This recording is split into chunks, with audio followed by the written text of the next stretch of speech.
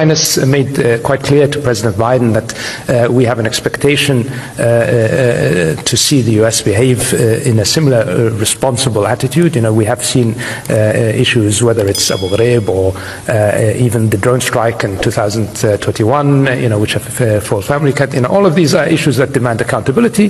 The US has shown historically that it holds itself accountable. The kingdom has done exactly the same. To impose your values on others is not going to be effective. It will get you a negative reaction. It will get you exactly the opposite of one. You cannot impose your values by force, and you have to understand, the Crown Prince was quite clear with President Biden, that in the end we have our own values, and those values, we are not going to align 100% with US values ever, because we are very, very proud of our own traditions, our own values, our own faith, and we're going to work together is if we respect each other, and that includes countries respecting each other's values and sovereignty. And